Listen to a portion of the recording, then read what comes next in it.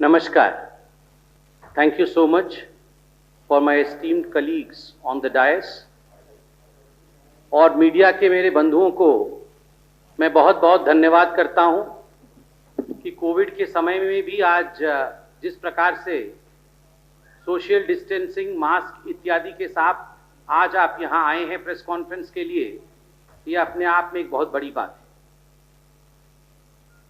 बंधुगण, ये मेरे लिए भाग्य का विषय है कि मैं आज भाग्यनगर में हूं। ये मेरे लिए बहुत बड़ा भाग्य का विषय है। ये कोई साधारण स्थान नहीं है, ये हिंदुस्तान के इतिहास का एक बहुत महत्वपूर्ण स्थान है भाग्यनगर। और बंधुगण, मेरे लिए तो भाग्य का विषय है, मगर भाग्यनगर के लिए ये दुर्भाग्य का विषय है कि जिस प्रकार से भाग्यनगर का भाग्य मात्र एक परिवार और उस परिवार का दोस्त, यह भाग्य उनके हाथ में छोड़ दिया गया है और डेवलपमेंट और विकास को पिछले दरवाजे से एग्जिट करा दिया गया है। ये भाग्यनगर के लिए दुर्भाग्य का विषय है, यह हैदराबाद के लिए दुर्भाग्य का विषय है। बंधुगण, आज जब मैं आ रहा था तो फ्लाइट में भी एक विषय की चर्चा चल रही थी, फैमिली एंड फ्रेंड। यहां पर जो फैमिली और फ्रेंड की सरकार चल रही है, एक परिवार और उसके दोस्त की सरकार चल रही है, इस विषय में हर जगह चर्चा चल रहा है। लोग अब जानते हैं, फैमिली और फ्रेंड बोलने से ही समझ जाते हैं कौन है, परिवार और दोस्त बोलने से ही लोग समझ जाते हैं इसका जिक्र हो रहा है। बंधुगण, आज मैं जब भाग्यनगर कहा, पहले तो मैं आपको बता दूं, मैं तो बड़े गर्व से भाग्यनगर कहता हूं, मगर मुझे ऐसा मालूम पड़ा है कि 2 दिनों पहले जो यहाँ के युवराज हैं, परिवार के जो युवराज हैं KTR, वो नाराज हो गए, भाग्यनगर बोलने से नाराज हो गए कि भाग्यनगर क्यों बोला गया है। क्योंकि उनको, अगर वो भाग्यनगर बोलते हैं तो निजाम का फोन आता है कि आप भाग्यनगर इस्तेमाल मत करो। मैं तो बड़े गर्व से भाग्यनगर का इस्तेमाल करूंगा, भाग्यनगर बोलूंगा भी, मगर KTR जी जो 2 दिन पहले कह रहे थे कि नाम बदलना नहीं चाहिए, नाम में क्या रखा है, और वो नाराजगी जाहिर कर रहे थे, ये उचित नहीं है। बंधुगण, आज आप जानते हैं Bharatiya Janata party BJP development और विकास के मुद्दे पर चुनाव लड़ रही है और greater Hyderabad municipal corporation GHMC का चुनाव लड़ रही है। किंतु दुर्भाग्य का विषय है कि जहां तक परिवार और उसके दोस्त का सवाल है, वो GHMC का चुनाव नहीं लड़ रहे हैं, वो FFMC प्राइवेट लिमिटेड का चुनाव लड़ रहे हैं। FFMC प्राइवेट लिमिटेड मतलब फैमिली फ्रेंड प्राइवेट लिमिटेड। हम GHMC का चुनाव लड़ रहे हैं और वो FFMC family friend private limited का चुनाव लड़ रहे हैं। ये एक परिवार और एक दोस्त का कॉरपोरेशन है, ये इनकी प्रॉपर्टी है, पर्सनल प्रॉपर्टी है। इस प्रकार से इस चुनाव को ये परिवार और उनका दोस्त देख रहा है। और सुनने में ऐसा भी आया है कि KCR जी अपने फार्म हाउस में कह रहे हैं सबको जो उनसे मिलने जा रहा है कि ओल्ड सिटी से आया मेरा दोस्त, दोस्त को सलाम करो। ओल्ड सिटी से आया मेरा दोस्त, दोस्त को सलाम करो। केवल दोस्त के लिए ही सब कुछ न्यौछावर है और दोस्त को ही सलाम करना है, यही उनका मकसद है। आज भाग्यनगर के बुद्धिमान जनता को, भाग्यनगर के अति महत्वपूर्ण जनता को मैं एक बात कहना चाहता हूं, बहुत सोच समझ के दिसंबर 1 तारीख को आपको वोट डालना है। एक एक वोट कीमती है और याद रखिए, अगर एक भी वोट कांग्रेस को जाता है तो वो वोट कांग्रेस का नहीं है, वो वोट दरअसल TRS का है। अगर कांग्रेस का बटन दबता है तो वोट जाता है TRS को। दूसरा, अगर TRS का बटन दबता है तो वो वोट TRS को नहीं, वो वोट MIM को जाता है। कांग्रेस का वोट TRS को, TRS का वोट MIM को। इसलिए ये जो हैदराबाद की जनता है उसको चुनना है कि मेयर किसका होगा, मेयर BJP का होगा या मेयर MIM का होगा। किस प्रकार का मेयर चाहिए, विकास युक्त BJP का मेयर या कम्युनल पॉलिटिक्स, डिविजिव पॉलिटिक्स युक्त, एक्सक्लूसिव पॉलिटिक्स करने वाले, एक्सक्लूजन का पॉलिटिक्स करने वाले MIM का मेयर, इस प्रकार का किस प्रकार का मेयर चाहिए, यह हैदराबाद की भाग्यनगर की जनता को डिसाइड करना है। कुछ लोग ये अफवाह फैला रहे हैं कि अलायंस नहीं है। ये केसीआर जी कह रहे हैं कि कोई अलायंस नहीं है। अरे केसीआर जी, जब 2019 में चुनाव हुए थे तो कारू, सारू, पधारू ये किसने कहा था? ये 16 सीट पे चुनाव लड़ेंगे, 17 सीट नहीं है। ये कारू, सारू, पधारू किसने कहा था? कारू पंचर, सारू फार्म हाउस लो, पधारू नालगु, 9 मीन्स नालगु नो, तुम्हिदी वो नालगु भी हो जाएंगे बहुत जल्दी। तुम्हिदी नालगु भी दूर नहीं है, वो भी नालगु भी होंगे। और उसके बाद शून्य, हाँ सुनना। तो कारू पंचर, सारू फार्म हाउस लो, पदहारू तुम्हिदी। तो ये झूठ फैलाने की कोशिश न की जाए कि कोई अलायंस नहीं। आप, ये आपका ओल्ड सिटी का फ्रेंड और आपका जो परिवार मिलकर चुनाव लड़ रहा है, ये हैदराबाद की जनता ये तय करेगी कि मेयर किसका होगा। बंधुगण, अभी चंद दिनों पहले आपने देखा कि किस प्रकार बिहार में और 12 राज्यों में बाईपोल भी हुए। बिहार में तो चुनाव हुआ, 12 राज्यों में बाईपोल हुए। दुबाका, तेलंगाना के दुबाका में भी बाईपोल हुआ। और किस प्रकार मोदी जी का जो विकास की नीति है उसकी जीत जो है वो केवल दुबाका में ही नहीं, 12 राज्यों में और बिहार में भी हुआ। और मैं आज थोड़ा मजाक में कहना चाहूंगा, यहाँ मीडिया भी बैठी है, इसको अन्यथा नहीं लेगी। जो एग्जिट पोल किया था मीडिया वालों ने, उन्होंने पूरी तरह से कोरोना के गाइडलाइन को फॉलो करते हुए वर्क फ्रॉम होम किया था। Work from home exit poll किया था, वो फेल हो गया और बिहार में हमारी सरकार बनी। आप बताइए, दुबाका कोई साधारण स्थान नहीं है। मुझे ऐसा बताया गया, आप बता दीजिएगा मैं गलत हूं तो, कि केसीआर जी की शिक्षा दीक्षा वहीं थी। एक तरह से वे केसीआर जी का होम कॉन्स्टिट्यूएंसी। अपने घर में ही केसीआर जी का भवन ढह गया है, अपने घर में ही, अपने कॉन्स्टिट्यूएंसी में केसीआर जी हार गए हैं। ये हार की शुरुआत है। और आप देखिएगा, ये जो FFMC प्राइवेट लिमिटेड का चुनाव इनका परिवार लड़ रहा है, उसमें उनकी हार होगी। और ग्रेटर हैदराबाद म्युनिसिपल कॉरपोरेशन के चुनाव में भारतीय जनता पार्टी की ही जीत होगी। बंधुगण, बिहार के चुनाव के जब नतीजे आए तो ओवैसी जी के पार्टी को 5 सीट मिले। 5 सीट मिलने पर जब शपथ ग्रहण समारोह वहां हुआ तो 5 विधायकों ने वहां पर कहा कि हम हिंदुस्तान शब्द का प्रयोग नहीं करेंगे, हम अपने शपथ में हिंदुस्तान शब्द का प्रयोग नहीं करेंगे, चलिए हम भारत बोलेंगे। अभी तो भारत बोल रहे हैं, मगर आप याद करिए, आज से चंद वर्षों पहले ओवैसी जी ने भारत के लोकतंत्र के मंदिर अर्थात पार्लियामेंट में खड़े होकर कहा था कि मेरे गर्दन पे कोई छुरी भी रख देगा, कोई तलवार भी रख देगा, तब भी मैं भारत माता नहीं कहूंगा, मैं भारत नहीं कहूंगा। मैं आज कहना चाहता हूं, 5 सीट जीतने पर आपने कहा हम हिंदुस्तान नहीं कहेंगे। 50 सीट जिस दिन आप जीत जाएंगे वैसा वो मौका नहीं आएगा, मगर 50 सीट जीतने पे तो आप भारत भी नहीं कहेंगे। ये आज हिंदुस्तान की जनता, केवल हैदराबाद की जनता नहीं, हिंदुस्तान की जनता तय करे कि आज हिंदुस्तान चला गया है, कल भारत चला जाएगा, हम कहां जाएंगे। आज हिंदुस्तान का नाम कहने में ये शर्म महसूस करते हैं। गर्व से मैं कहता हूं मैं हिंदुस्तानी हूं, गर्व से हम कहते हैं हम हिंदुस्तानी हैं। और यहां ये हिंदुस्तान का नाम लेने से परहेज करते हैं, हिंदुस्तान का नाम नहीं लेंगे क्योंकि निजाम ने इन्हें मना किया है हिंदुस्तान का नाम लेने से।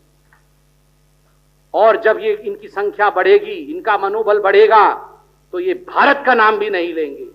और भारत और हिंदुस्तान नहीं रहेगा तो हमारी और आपकी पहचान कहां रहेगी, इस मिट्टी की पहचान कहां रहेगी। बंधुगण, ये जो लड़ाई हो रही है लोकतांत्रिक तरीके से, ग्रेटर हैदराबाद म्युनिसिपल कॉरपोरेशन का चुनाव, ये लड़ाई पूरे हिंदुस्तान का, पूरे भारतवर्ष के लिए एक भारत, प्रबल भारत, संगठित भारत और ये संविधान की लड़ाई है। हम हिंदुस्तान नहीं कहेंगे, हम भारत नहीं कहेंगे, इसको हराना है। ऐसी सोच को हमें पीछे करना है। इसलिए मैं अपील करता हूं हैदराबाद की बुद्धिमान जनता से, जो लोग कहते हैं हिंदुस्तान नहीं कहेंगे, जो लोग भारत माता के खिलाफ आवाज बुलंद करते हैं, उन लोगों को रास्ता दिखाना है, उन लोगों को डेमोक्रेटिक तरीके से, लोकतांत्रिक तरीके से हराना है, पछाड़ना है। बंधुगण, आपको याद होगा आज से चंद वर्षों पहले एक प्रतिष्ठित हिंदी चैनल में मेरा और निजाम के साथ डिबेट हुआ था।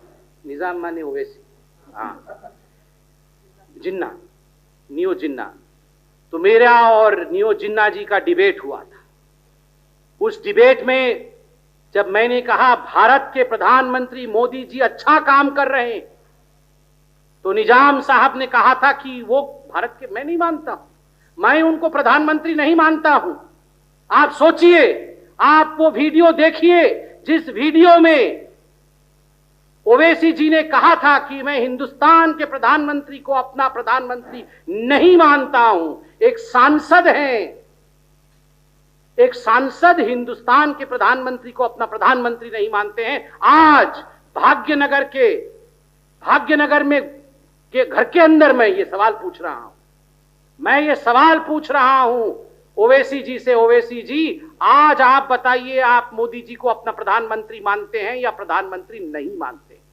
आज आप इसका उत्तर दीजिए।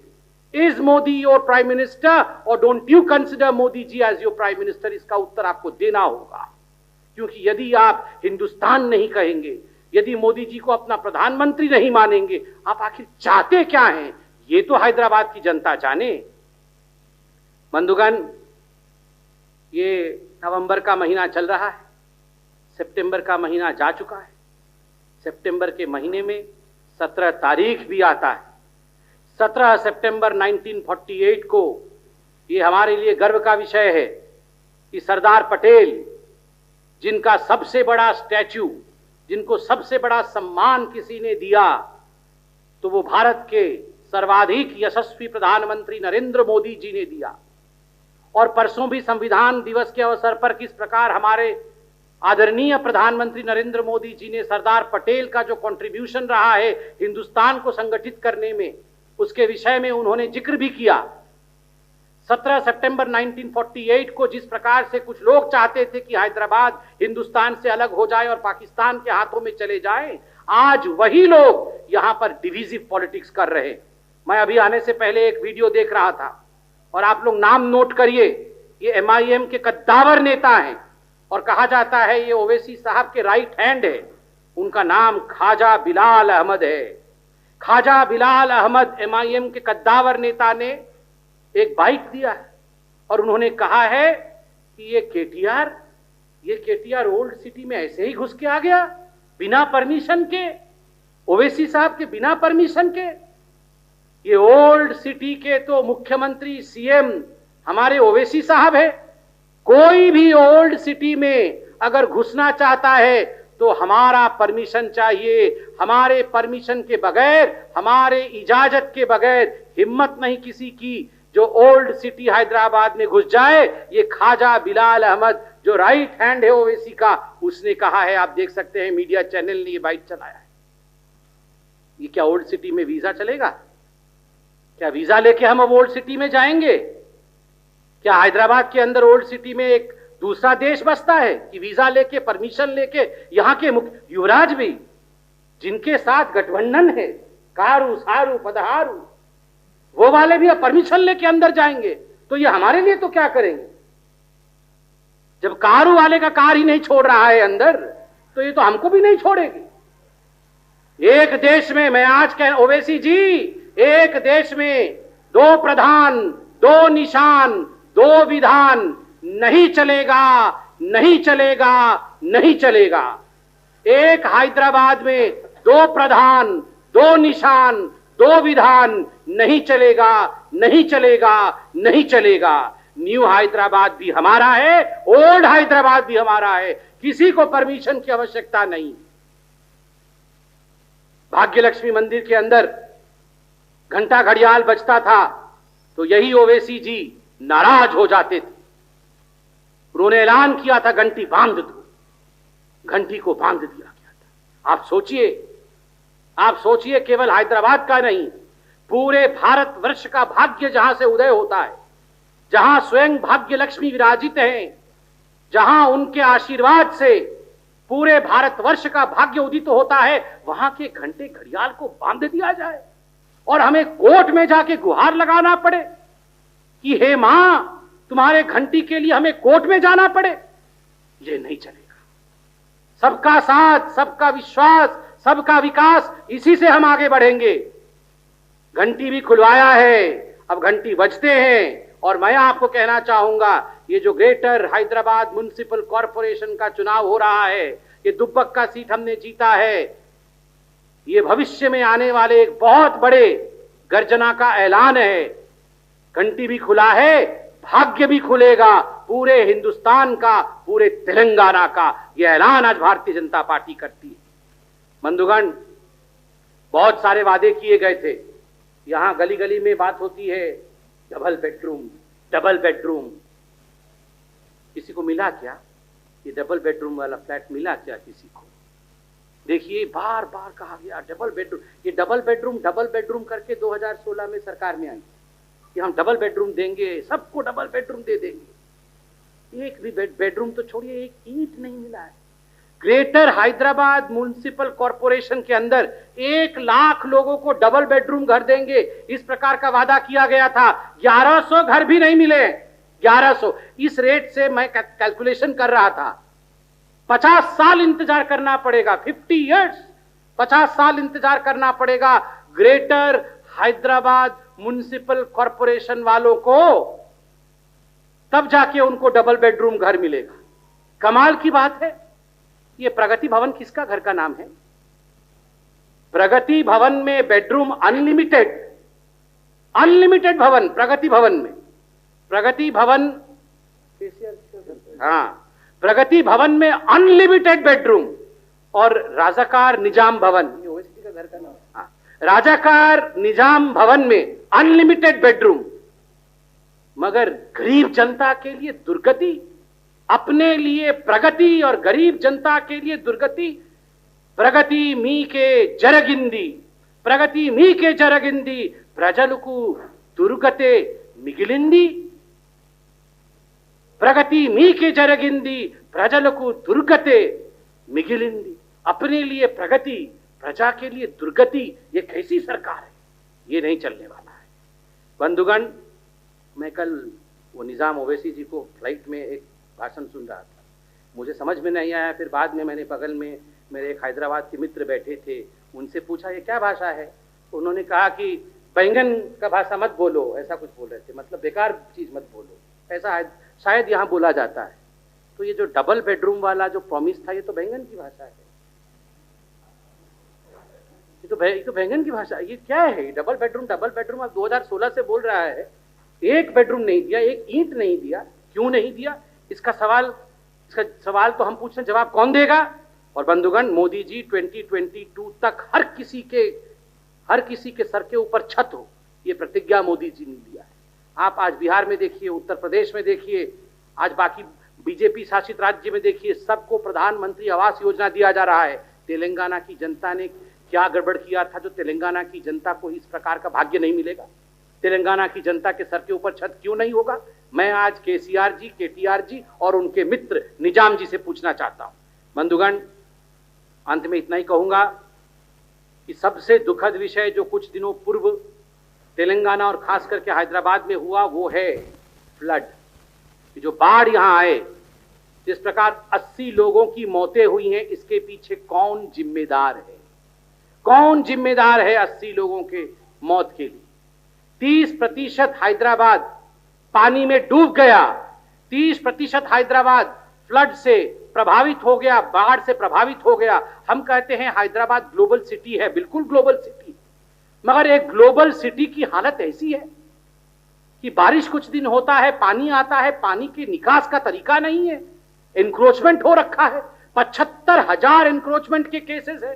कोई सिविक कम्युनिटीज नहीं है, कोई सिविक डिसिप्लिन नहीं है। ये टीआरएस और एमआईएम के कार्यकर्ताओं ने रिवर बेड पे, नाला पे, लेक के ऊपर एनक्रोचमेंट करके अपना घर बनाया हुआ है और इन एनक्रोचमेंट्स के कारण 80 लोगों की मृत्यु हो जाती है, इसके पीछे कौन जिम्मेदार है? और पानी के अंदर घुस के केटीआर साहब फोटो खिंचवाते हैं। पहले पानी भरो, फिर पानी के अंदर घुसो और उसके बाद फोटो खिंचवाओ, उससे क्या होता है? पानी भरने क्यों दिया, फिर पानी में उतरा क्यों? और सबने मुझे बोला कि the first visit of KTR ji was to old city. ज्यादा फोकस ओल्ड सिटी के ऊपर रहा है, ज्यादा से ज्यादा ध्यान वो ओवैसी जी के साथ मिलकर ओल्ड सिटी पे दे रहे थे। क्यों? ये न्यू सिटी ने क्या पाप किया है? जहां मोदी जी नए भारत की बात कर रहे हैं, आप हर चीज में ओल्ड को न्यू बनाइए, ओल्ड सिटी में मेट्रो भेजिए, ओल्ड सिटी में आप सड़क चौड़ी करिए, ओल्ड सिटी में आप एमिनिटीज बढ़ाइए। ओल्ड को हमेशा ओल्ड रहने देना है, ओल्ड को गोल्ड बनाइए और न्यू इंडिया की परिकल्पना करिए। और एक सबसे बड़ा घपला, सबसे बड़ा घोटाला जो फ्लड के समय हुआ है वो 10,000 रुपए वाला है। 10,000 रुपए प्रति घर को देने का वादा करके 10,000 रुपए अपने कार्यकर्ताओं को दिया है, ये घरों को नहीं दिया है। जिन लोगों को बाढ़ से प्रभावना हुई थी, जो लोग बाढ़ प्रभावित थे, उनको पैसा नहीं मिला है। टीआरएस के कार्यकर्ताओं को 10,000 रुपए देने का महापाप इस सरकार ने किया है। जनता इसको माफ नहीं करेगी। और अंत में मैं सिर्फ हाथ जोड़ के एक अपील करूंगा, जो इंटेलेक्चुअल्स हैं, क्योंकि हैदराबाद इंटेलेक्चुअल्स का शहर है, ये बुद्धिजीवियों का शहर है, ये गुणी और गुण से धनी लोगों का शहर है। देखिए 5 वर्षों में, एक वर्ष में 365 डेज, 5 वर्षों में 1824 दिन और एक दिन इलेक्शन का।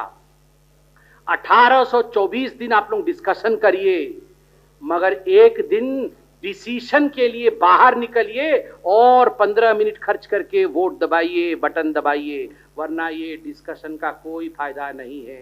बेडरूम में बैठ के, ड्राइंग रूम में बैठ के, सेमिनार रूम में, सब जगह discussion discussion discussion, but no decision, then there would be no democracy. इसलिए हाथ जोड़ के प्रबुद्ध वर्ग से, सभी वर्ग से अपील है कि घर से बाहर निकलना है, 1 तारीख को जलपान से पहले बटन दबाना है और ग्रेटर हैदराबाद म्युनिसिपल कॉरपोरेशन के चुनाव में कमल को लाना है। और जो लोग इसे फैमिली और फ्रेंड म्युनिसिपल कॉरपोरेशन का चुनाव प्राइवेट लिमिटेड कंपनी सोच रहे हैं, उनको हराना है। बहुत बहुत धन्यवाद, बहुत आभार।